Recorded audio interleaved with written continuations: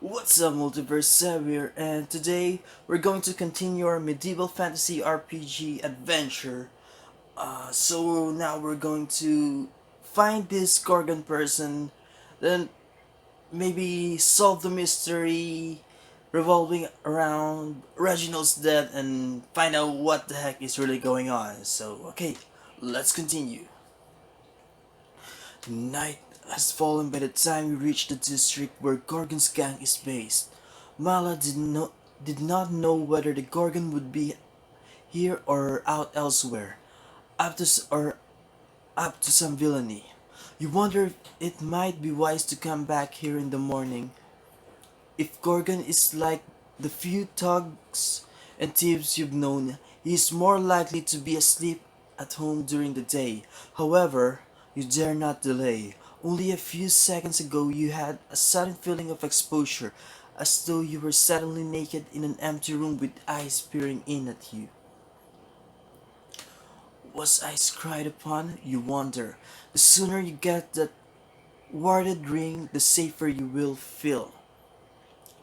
Boisterous voice of young men erupt ahead of you. This neighborhood is controlled by gangs who apparently active at night. So far you have managed to avoid others by sleeping from shadow to shadow and hiding behind refuse or in dark alleys. Unfortunately, the road you are on now is lined with tightly packed buildings and offers no suitable place to hide, despite being dimly lit and littered with garbage. What do? You can tell there are at least three of them. You have a spell that will allow you to climb up the wall like a spider. Even if they look up, they will not be able to follow. On the other hand, perhaps if you show that you are not afraid, they will think better than to bother you. After all, you could be anyone under the hood. Hmm, wait. Hmm, I don't trust it. Maybe we should just climb like a spider. Spider-Man. Spider-Man, Spider-Man. Does whatever a spider can. You whisper a few arcane words and press your hands against the wall of a building. Your hands seem to almost sink into the bricks. Without delay, you crawl up the side of the building like a spider as fast as you can. Just as you pull yourself over the top of the roof, the young men come around the corner. The lantern lights on the street do not reach up to you very well, and so you feel comfortable peering down at them. There are three men, and all of them are carrying weapons at the ready, as though they might engage in melee any moment. Melee any moment. Two have swords and one has a nasty looking spy club. Okay, glad we didn't went through that. Gods, this is a tough neighborhood, you think to yourself. They are all engaged in some raucous, how do you say that? Raucous conversation, and none look up.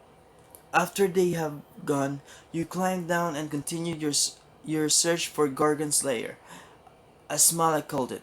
After a few more close calls with gang patrols, you find what Mala described. The building is much like the others, which is to say old, dirty, and neglected. However, this one has a large blue door with the words the law, carved into it. Suddenly, you have that naked feeling again and you shiver. I am being spied upon. Kalaak has found me, you think for a moment. Then you reassure yourself that it is only nerves. After all, you are standing in front of the door of a killer. You hear a rustle from behind and you spin around and you spin around. Out from a large pile of trash emerges the head of a giant rat. Ugh. Its red eyes fixed upon you and it sniffs the air. Ooh, ooh, be you. It asks in a raspy voice. Your hood is low and you suppose it cannot see your face. The thing stands up and you see that it has the body of a man with a long tail. Oh, ew, Ratman. Ratman. A were-rat. You realize with a shock. Malo warned you that Gorgon may employ monsters to guard his hideout. From what you understand, were-rats are more cunning than most people and are fast and thoroughly evil. Okay, jeez. You notice the glint of steel in one of the were-rat's hands. You wonder if you could use an illusion on yourself to impersonate one of Gorgon's thugs. On the other hand, a charm spell might be simpler. Finally, you could just blast the rats with like. You imagine rats don't like fire, not much does. What do you do? Oh, let's see. Burn it takes more. Takes. I don't have enough mana, so let's see. Can I boost survival stats?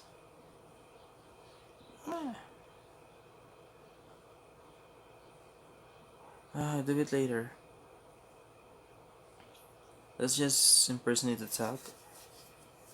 I want to charm a rat, so let's just, I think he can. He's cunning.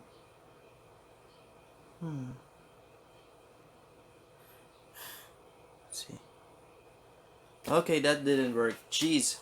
Facing away from the rat, you cast your spell as quietly as you can and then turn back and approach him. I am I am here to see Gorgon, you say as you approach him. I know. The were-rat snaps. Else be here. Now we'll be here. In response, you lower your hood. The were-rat squints at you. Crusher, that you? He asks. His nose is twitching and he keeps his knife ready. You move in closer, smiling. My business. Can you give me audience? Yeah, don't smell. You cut off his sentence as you wait. You slash at him with your dagger. He is fast and ready, so he ducks back. Nevertheless, your blade cuts a deep gash across his snout. He snorts and puts up a paw. You have the initiative and leap upon him, knocking him to the ground where you stab him over and over. Unfortunately, at some point, he gets a good jab into you as well. Finally, the rat stops struggling underneath you. You cut the key from his belt and run to the door, unlock it, and slip inside. The hallway is lit with candles set on small inlays of the stone walls. You stop and listen. There are raised voices up ahead. You creep along the hallway up to an open doorway. Inside, two men appear to be arguing in a language you do not understand. You can see them clearly thanks to a large fire burning in a fireplace nearby. A naked, bound, and gagged man hangs by his long hair from the rafters above. Ooh, ugly naked guy. The naked man is swinging back and forth like a pendulum, thanks to each man absently taking turns shoving him as they continue to argue.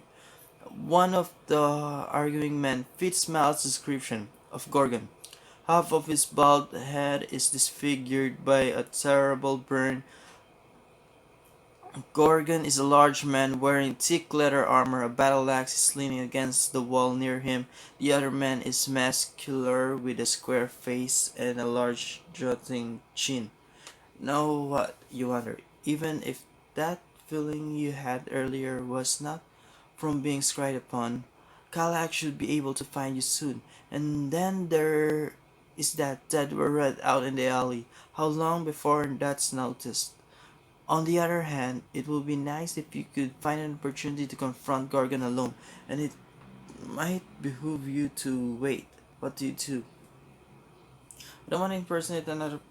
Should I impersonate?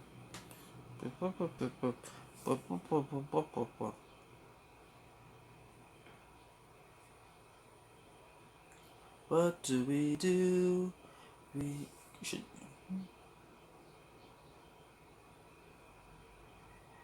we should wait and see.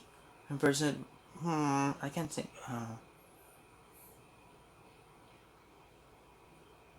Let's let's impersonate Borat. Not mana left. Having seen the word rat up close, you're capable of creating an illusion of him. First, you back up down the hall to leave enough room to make sure they don't hear you as you make your incantation. Once finished, you do your best to mimic the were rat's scurrying walk as you enter the room. The man look over at you.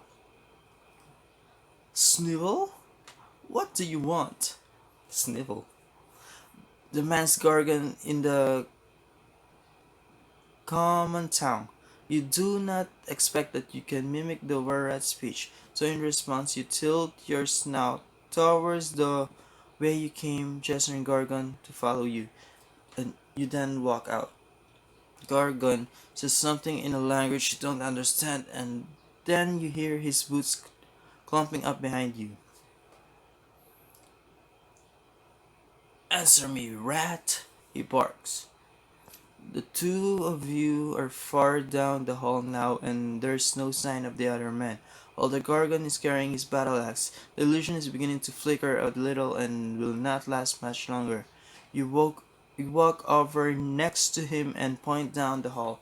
He looks to where you're pointing. Now is the time to strike. What do you do? I don't know. He looks. Let's add two. I can have more. Let's just use a fireball.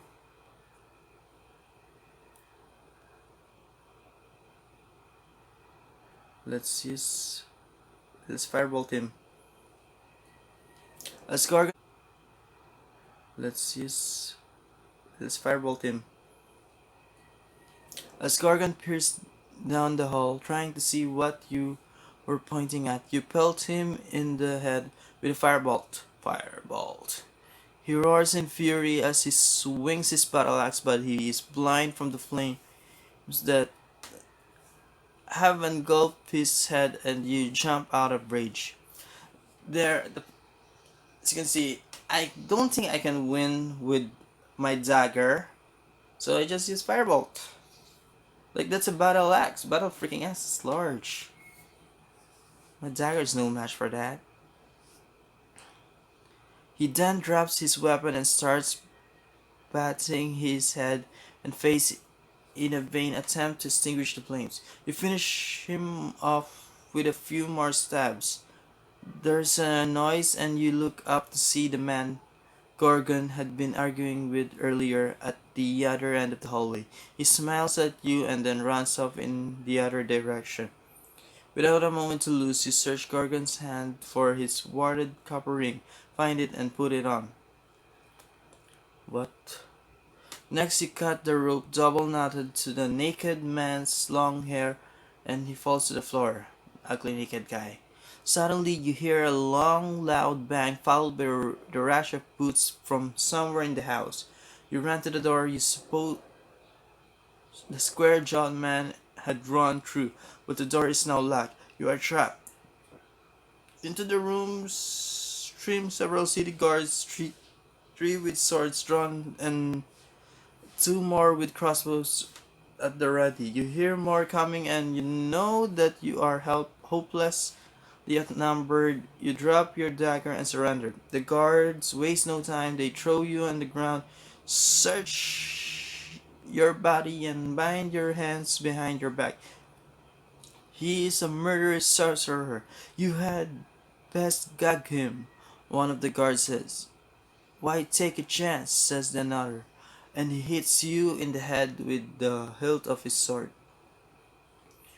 You wake on the cold stone floor of a cell.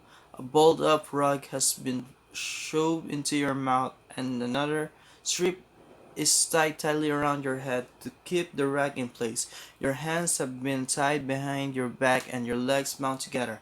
After struggling in vain, you decide to make the best of a terrible situation and roll over to a pile of straw strewn over the far end of the cell. The straw smells of urine, but at least it's softer and warmer than lying on the stone. With nothing else to do, you go back to sleep. Okay. Me every morning. Oh, at least my life increases. Woo! You're awakened at some point in the night by muffled, frightened shouts from somewhere in the dungeon. This is followed by gurgling and then suddenly nothing. What what has gone on? You hear someone call in a trembling voice, presumably from another cell. There is no answer. It is beginning to rain. Drops of water come through the bars that overlook the street. There are wooden shutters on the inside to block the rain, but bound as you are, you cannot shout, get up to shut them. An apple core lies on the floor nearby. Someone must have thrown it in through the bars earlier while you slept. Your stomach growls, but you leave the cast of food. Eventually, you curl up on the straw and go back to sleep. When you next wake, sunshine is streaming through your barred window. Despite your disturbed and uncomfortable sleep, you feel somewhat refreshed. Now that you can see clearly, you look yourself over. You have been stripped down to your tunic and trousers. Your spellbook and gold is gone, as is the ring you took from Gorgon. Everything. Gorgon's charm won't help me now anyway. Asir is no longer required to find me, you reflect bitterly. Your self-pity is interrupted by the sound of footfalls. For a moment you fear your time is up, but when the cell door opens, it is not the executioner you see, but a beautiful woman. Finally, the gods smile upon me. The woman has long blonde hair that frames large blue eyes and a delicate nose, and a scar that runs from her jaw down her neck. The scar is faint and the only noticeable because her skin is otherwise flawless. Flawless skin. When you can finally pull your eyes from her face, you see that she is wearing armor and a gold colored cape that is customarily worn by clerics of Aletheia, the goddess of protection. Such clerics are holy warriors skilled with armor and weapons. In addition, they can appeal to their patron goddess for modest gifts of divine aid, similar in some ways to your own magical spells. A guard stands behind her and appears to be staring at her ear. As though aware of his gaze, she turns her head slightly and says, "Leave us, please." The guard frowns. "There lies a wizard, my lady. He may strike, using no more than a thought." "Doubtful," she answers. Nodding to him, the guard stands for a moment, bows, and then leaves. The cleric fixes her eyes on you. You try to smile unsuccessfully. Through the rag bound into your mouth. She chants a long prayer, all the while staring down at you, as though weighing your soul. Upon finishing, she says, "I am Nerissa, a second disciple of Aletheia. I shall undo your gang now. You will behave?" You nod vigorously. With the gag finally out of your mouth, you breathe easier and thank her. "Can you stand?" she asks. "I hope so," you say. "I agreed to not unbind you." "I agreed to not unbind you, but I would rather speak to a man on his feet, she says. With that, she pulls you up, and soon as you are standing, leaning against the wall, your name is Alexius, she asks. Oh, so that's our name. Inexius. Inexius. You nod. Oh, although many call me Ghost. Ghost. Ghost? She repeats. Thoroughly. Just then a whisper pushes down the hall. It sounds like a rapid string of words, but none that you recognize. Nerissa clutches her mace and looks about, searching. Oh, so this is Nerissa. What's her name? Nerissa.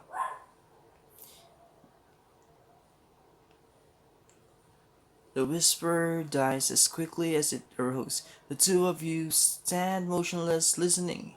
Finally, you say, "Speaking of ghosts," you try to smile, but you're pretty sure it's grimace. Nerissa watches you carefully for a long moment and then says, "I'm not sure you appreciate the gravity of the crimes you are being accused of." She's wrong about that. Having grown up in the Ring City, you know very well what happens to those accused of murder, a gruesome public execution. You can appeal to her sense of empathy by asking for help, or you can appeal to her sense of justice by denouncing how you've been treated. Which tactic? Huh.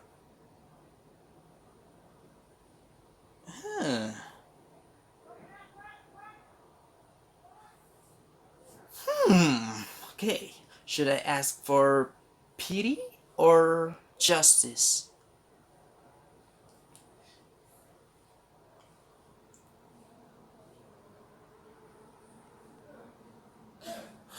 Let's just go pity. Butt kisser!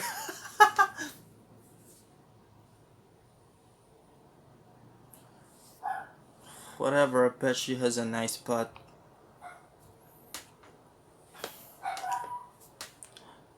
At least I got 2 life points increase. I thank your kindness in removing that filthy rag from my mouth, you say gratefully. As a priestess with divine blessings, you surely know of my innocence, and I have been maltreated by those lacking your wisdom. She looks into your eyes intently. You try to hold her gaze, but eventually falter from embarrassment. She whispers a prayer and then lays her hand upon your side. You feel tingling, and then a soothing wave of warmth spreads over your body. "Thank you, my lady," you say. "I am Nerissa," she says, "and you can take Alethea, goddess of protection, for bestowing through me her healing breath." Ah, okay, she healed me. They healed me, including the goddess. Nerissa asks you to tell your story from the beginning. You start at the inn where Reginald was murdered, but Nerissa asks you to back up further, and so you tell her about your adventure in the castle in Venice, including the goblins, the evil priest, and the shadow beast that rose up from the sacrificial altar. She asks many questions, particularly about when you questioned Saiva in the candle shop. After you finish your story, she is quiet for some time. Finally, she asks, "It was Saiba who slew Reginald?" "Judging by the blood on her," you say, "not by her own hand. Of course, bewitched or possessed." "I questioned her too," Nerissa says. "It is difficult to imagine such a woman doing that." "Oh, certainly. She was merely the vessel, the puppet of an evil entity," you exclaim. "Could there not be the same explanation for you? What do you remember of the night?" "I am no weak-willed plaything for evil. Reginald was a brother to me. This, I believe, Nerissa says as she stares into your eyes for a long moment. Finally, she waves a hand and says, but we are all toys of the powerful. To the gods, the lesser beings too. She turns to leave and then stops. I apologize. The guards here are not as trusting as I am. She walks over and gently stops the rag back into her mouth. I will meditate on this and ask for Tia's guidance. She says and then leaves. Oh, she's a nice lady. Groaning into the rag, you sink back to the floor. Time ebbs slowly as you lie helpless in the straw.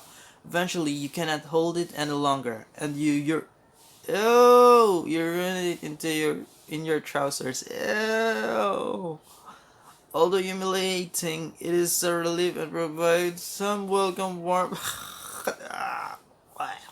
I'm down there. Unfortunately, it is not long before the wet turns against you, chilling your groin and leg. Sounds echo throughout the dungeon, banging against metal, shouts from other prisoner, and constant trip from somewhere near. Finally, you hear footsteps coming.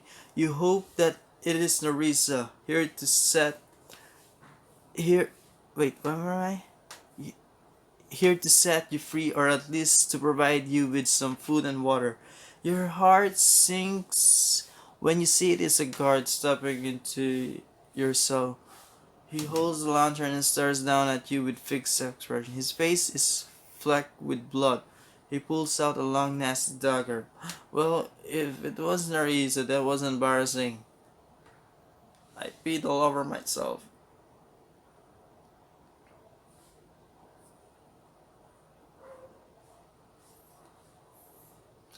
Rather than slitting your throat, he cuts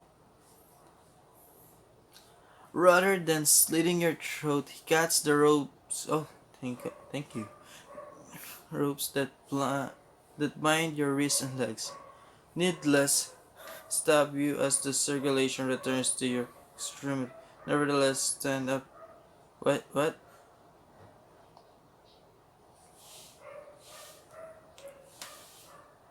Your possessions, he says as he drops a sack at your feet. And this, it will unlock any portal between you and the outside. He hands you a key. Wow. Why? You blink in disbelief. I am free then? Found innocent? He shakes his head mechanically. You are free until caught again, and I did not expect you will receive such kind treatment the second time around. Left bound and gagged without food or water was kind treatment? You think to yourself, well, at least you were not outright hung. Go on, he waves to you and step aside. What do you do? On the other hand, you are being offered freedom and another chance at life. On the other, we will only be haunted again. And Narisa seems sympathetic to you. She'll not likely help you. Oh, I don't know. Let's stay put. Plus, I don't trust it. I don't know who the guy is. This may be a trap.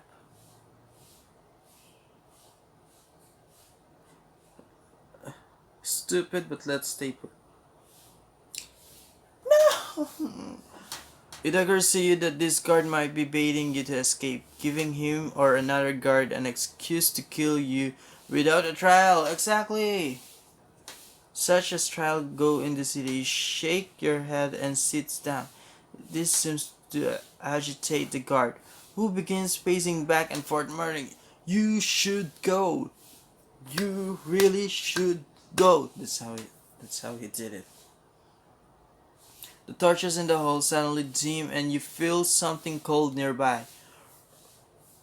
"Run or die, mortal fool," says a chilling whisper near your ear. The guard stops pacing and looks around himself as though bewildered. He then sets his eyes on you. "Witchcraft!" he shouts as he unsheathes his sword and stabs you. "Oh, he stabbed me." The guard seemed disoriented and the thrust was clumsy. Nevertheless, it cuts deep into your flank. You ran out of the cell and with an arcane word and flick of your wrist, the door of the cell slams shut and locks. "No!" he yells as he bangs his gauntlet fist against the bars.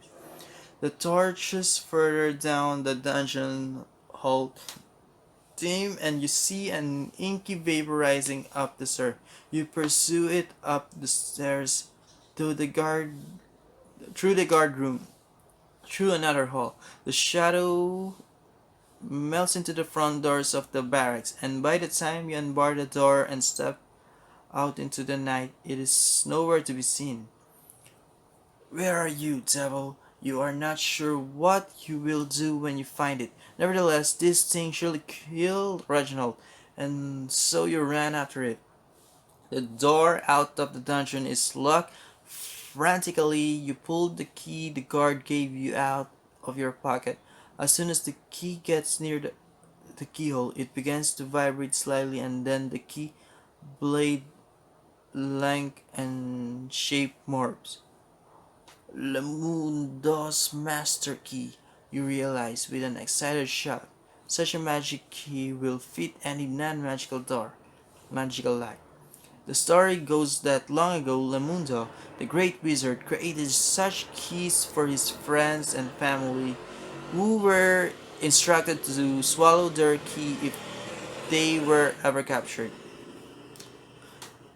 If of course, over the centuries, the key began falling into unintended hands. Now it's mine.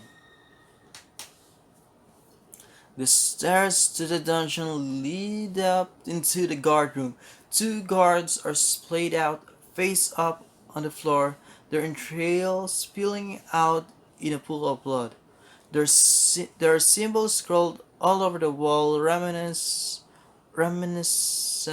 of the symbols you saw near slain Reginald. "Neville Scott," you whisper in a mixture of surprise and fear.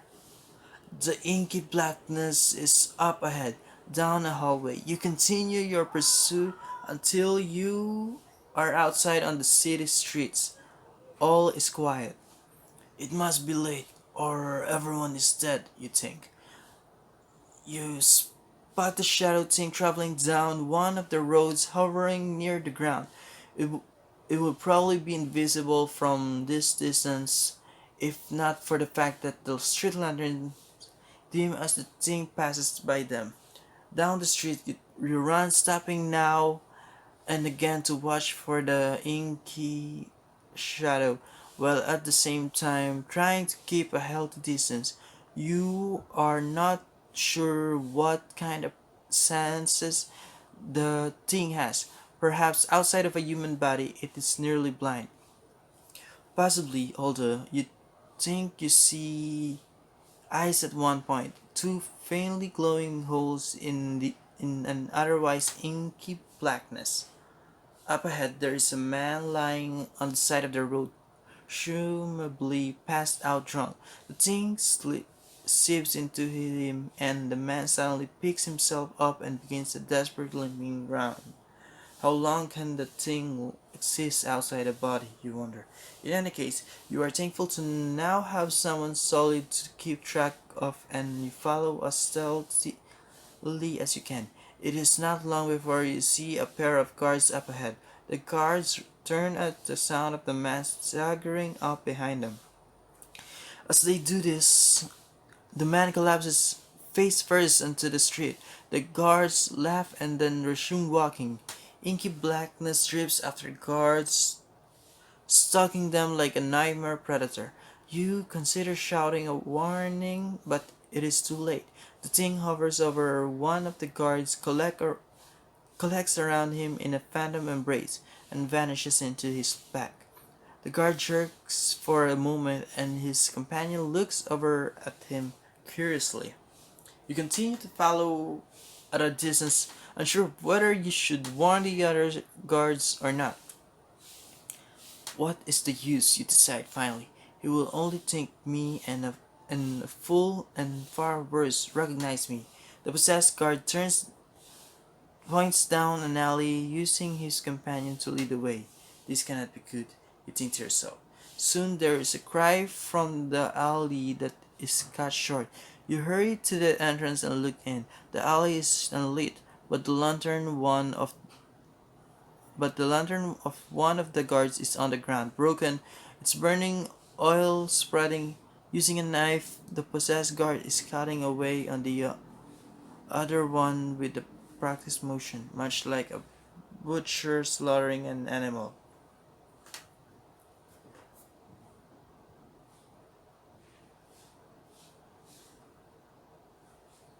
Hmm.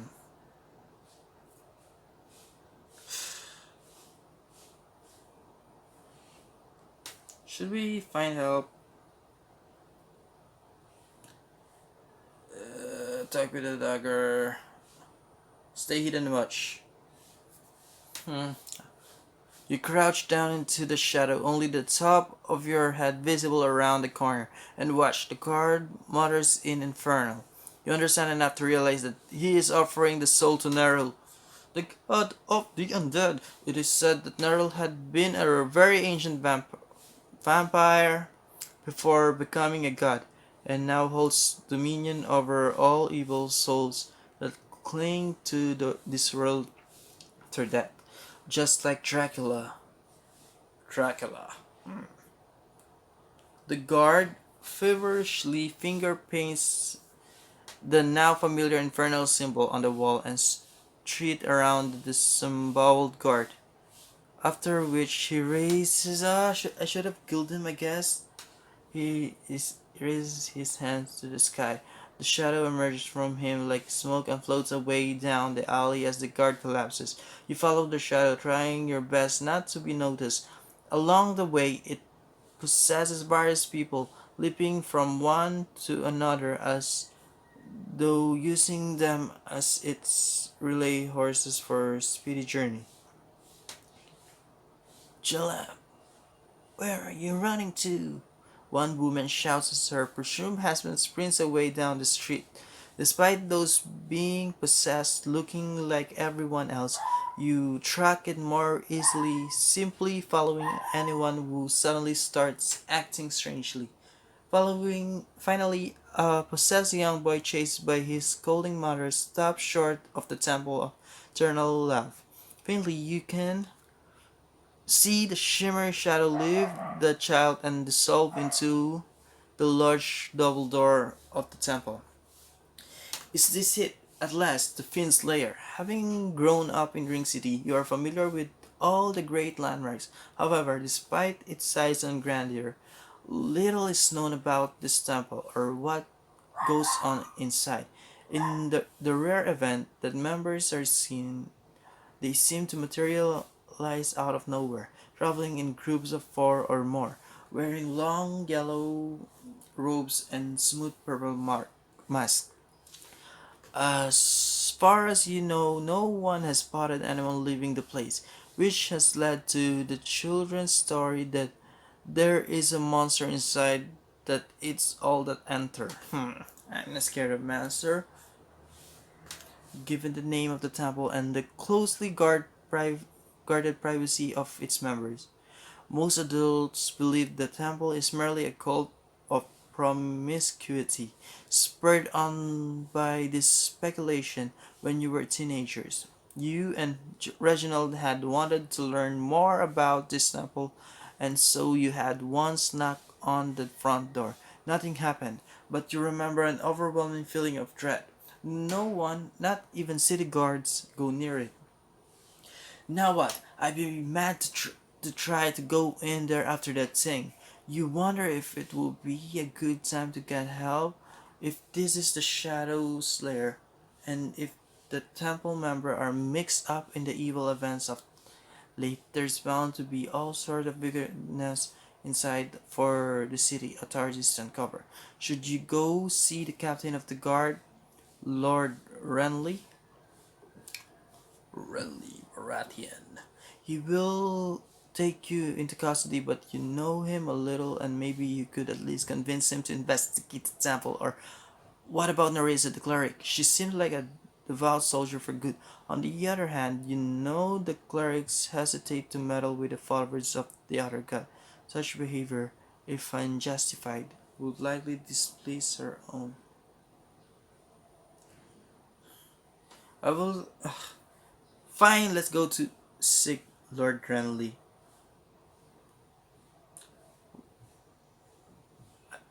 Well, basically, it is time to bring in. It's time to bring in some proper reinforcement. You decide it takes some time to jog to the small fortress that serve as the guard headquarters for the second ring, where Barrows, the captain of the guards, blah, blah, blah, blah, blah, blah, dead anyway, reside with his family. The gate to the fortress is well lit by lanterns on both sides. There are arrow slits on the either of the sides.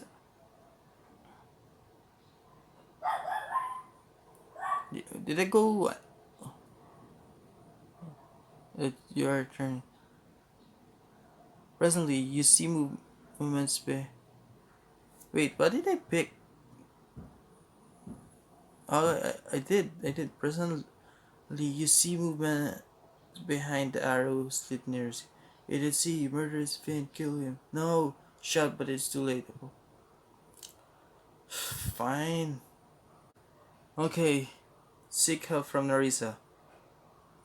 The Temple of Aletheia is a tall, vaulted cathedral covered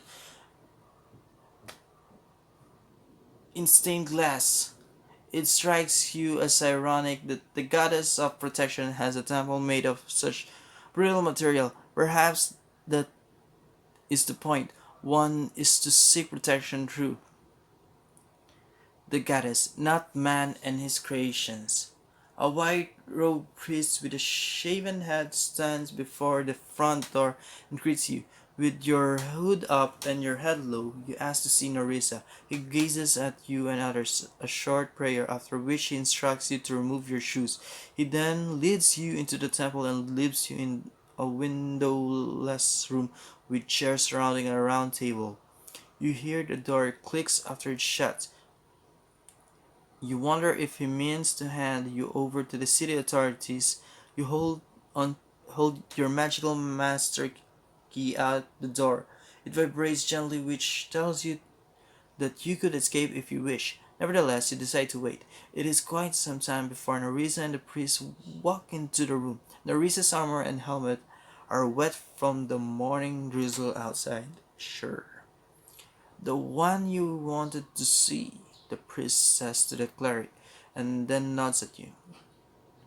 It, it is said that you brought your escape from the dungeon with much blood, and yet here you are. Nerissa says to you, I can explain, he said. Do then. In response, you look over the priest. Jalab is a disciple. Jalab is a disciple of Aletheia and can be trusted. Speak, Nerissa commands. The three of you sit at the table as you tell your story, starting at the point after you and Nerissa last spoke. The Temple of Eternal Love has been shrouded from our view since the day it was built 2 centuries ago. It is a good place for a spirit to hide, says Jalab. An evil spirit, you say. The two say nothing for a moment, and then Nerissa says, You and I shall visit the temple and find out what business the shadow has there. You believe me? I ask. I believe you. One cannot lie easily here. There is motions to the room around you, and I have given a great deal of meditation to this matter since we spoke in the dungeon. There is indeed much wickedness brewing in this city, and although you are bound to it somehow, Lydia. Wait, okay. Promise me to trust you. Indeed, even to ask for your help. Okay. My help? Why not send in your warriors of Aledia or notify the guards? Servants of Aledia cannot simply march into another temple without very good cause. We do not yet understand the enemy we face, and the temple members may have nothing to do with it, at least not knowingly. Some scouting is necessary. I want to bring you because from your account, this spirit does not wish to harm you. That could be to our advantage. You look at Nerissa.